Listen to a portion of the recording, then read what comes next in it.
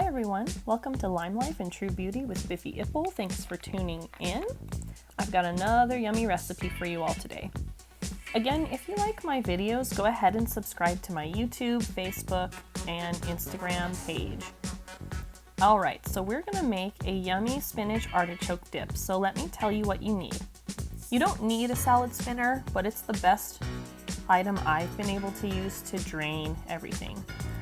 So you're going to need about 1.5 to 2 cups of spinach, 12 ounces of artichoke hearts, remember both of these need to be drained, 1 tablespoon of lemon juice, and then you're going to need half a cup of mozzarella and half a cup of Parmesan cheese.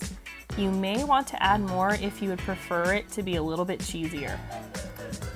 You're going to need half an avocado, so we will cut that later. Next, you'll need 8 ounces of cream cheese that's softened and some garlic powder. You'll also need salt if you want to add a little bit more sodium into your recipe. Alright, so the first step is go ahead and set the oven to 350 degrees. And while that's happening, we'll go ahead and create the dip. So the first step is go ahead and find whatever method you use to drain the artichoke hearts as well as the spinach. I prefer to use a salad spinner because it's the best, most effective way I've been able to drain things in the past. I don't know if anyone else has a better method, but that's what I've been able to use. So it takes me about 3 to 4 spins to drain the artichoke hearts, and then the spinach might take a little bit longer since spinach seems to absorb the liquid better. But after you drain your spinach and artichoke hearts, you'll go ahead and put them into a blender. So I'm going to move the artichoke hearts over into a blender so that I can drain the spinach next. Now you can leave the spinach and artichoke hearts the way they are and you don't have to blend them. I just prefer to blend them because it makes a different kind of texture, and so that's just my preference, but you don't have to blend them. What you can do is just skip this step and move on to the step after the blending process. Okay, so now I'm on the step of draining the spinach, and again, take a look how well that salad spinner did. And I'm gonna spin the spinach again about 3 to 4 times. It just depends on what type of spinach you use. Now for this recipe, it usually calls for frozen spinach, but I just had canned spinach on hand, and so that's what I ended up using. But you would have the frozen spinach unthawed and drained as well. I don't really know if frozen spinach has a different taste or texture or the reason for it, and so I'm not sure why it calls specifically for frozen spinach, but again, I just used canned spinach this time. Okay, so because I'm blending it, I'm gonna go ahead and just add the ingredients that need to be put in to the dip that would need to be mashed up anyway, and I'm going to add them to the blender as well. So cut that avocado in half, and I'm going to show you how I actually cut an avocado because it's the most effective way I feel like to get all of the meat out as much as possible, and then have it in squares so that it's easier to put in the blender. So I just cut across both ways and I make these little squares. And then when I'm done with that, I just squeeze the shell to get all of the meat out. And I've been able to get all of the avocado out that way.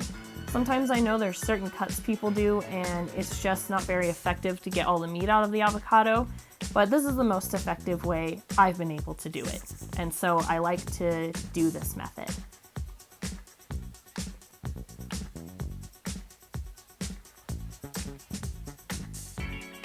So next what I'm gonna do is I'm gonna add a tablespoon of lemon juice in there, just so there is a little bit of liquid in there to help blend everything together. And it'll make the process hopefully a little bit easier. All right, So it's time to blend everything. I'll go ahead and plug in the blender. And as you guys saw from my shepherd's pie video last week, I love the blending process, so this was very therapeutic for me. So this spinach artichoke dip is a hot one that's fresh from the oven, and that's the best way to eat it. I'm sure you can eat it cold and that's fine too. However, with all of the cheese in it, it just tastes better hot. My sister makes a really good spinach artichoke dip, but it's served cold. And so it really just depends what you want to go for, temperature-wise, and what type of texture you're looking for when you're serving it with snacks and chips and crackers. So mine is hot, and I like it just with that combination with the cheese that you blend with it. And so it's really delicious. I think you guys will like it a lot. Something that I got feedback about this batch is that I added the avocado and the lemon juice in there because I like to try different things and spice things up.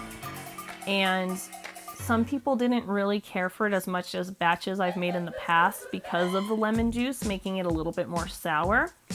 And another feedback that I got is that it needed more cheese because it tasted a little bit more on the healthy side. So again, it just depends who you're making it for. I personally loved it, and I thought the amount of cheese was just fine. But you might have some people who want more cheese, so instead of that half a cup of mozzarella and Parmesan, you might need to add a little bit more if that's your preference. All right, so after blending, I'm gonna go ahead and take a little tomato break. These are fresh from our garden, and our tomato plants are flourishing. Every day we just basically harvest more and more tomatoes. Okay, so now what you're gonna do is I got a pan that's about the size for a loaf of bread, and make sure that you put oil or butter or grease it up however you like to. And we're gonna be on the easy step of just blending everything together. So I'll take out that spinach artichoke mix and add it into the pan. And then I'll go ahead and add all of the rest of the ingredients together. And then all we need to do is pop it into the oven. So as you can see, we had a lot of traffic today happening into the kitchen, and so that's why we're all just having fun and being goofy and all that fun stuff. It really helps pass the time when you cook with someone else, or when you have people to chat with, or listen to a podcast or music. Which, by the way, do you all have any podcast recommendations? My husband and I have been listening to one called Forgotten, The Women of Juarez, and it is really good, but viewer discretion is advised for it, as it is very graphic and violent because it is about missing women. However, it has brought a lot of awareness to me about some issues that I didn't know about, and so it's a really good podcast. But I'm wondering if you all have any other recommendations. I would really love to find some more to listen to on walks and when I'm cooking and when I just have some downtime.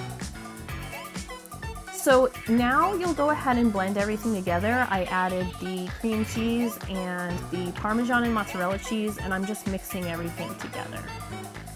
You're gonna blend it just where basically you don't wanna see those white chunks of cheese that you're still seeing as I'm blending. You'll know then that it's fully blended when everything just looks more even and consistent. So after you do this whole blending process, it's really easy. You just pop it in the oven. But of course, we had to get a hello from a special guest. This is my son. He wanted to come and say hi. He's 3, and he is just very, very sweet. He's got a very compassionate and kind heart, and I can see that he's very in tune with what's going on around him and with people.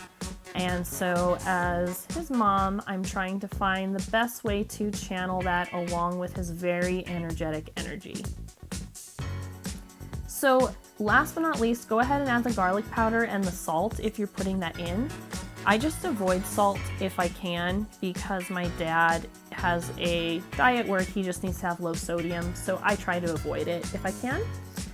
But again, the salt may have been an issue for me, which is why I got feedback maybe about it being so sour. So maybe adding some salt might help with that issue with the lemon juice. Okay, so now that everything's blended, I'm gonna go ahead and pop it in the oven. And go ahead and set it for about 20 minutes, and you're just gonna wanna make sure everything is cooked and the cheese looks melted, and that's when you know it's done. So if you need to add more time, go ahead and do so. Mine was ready in 20 minutes, so that was great. So I'm going to show you all what the finished product is, but again, I want to thank you all for tuning in. If you liked this, please go ahead and subscribe to my YouTube channel, my Facebook page, Lime Life and True Beauty Biffy Ipple. You can also follow me on my personal accounts, which is Biffy Ipple at Facebook, and then Bodacious Biffy on Instagram. Okay, so I just got it out of the oven, and I've got a plate full of crackers. So you can have this with crackers, with chips, whatever sounds good with this spinach artichoke dip. But it's nice and hot, and so it's gonna be so delicious and fresh from the oven. But take a look. This is the finished product, and this is me as a taste tester. Cheers to you all. It was so delicious, and I thought it had the right amount of cheese, but again, it depends who you're cooking for, right? Okay, all my love, joy, abundance, and peace. You guys take care.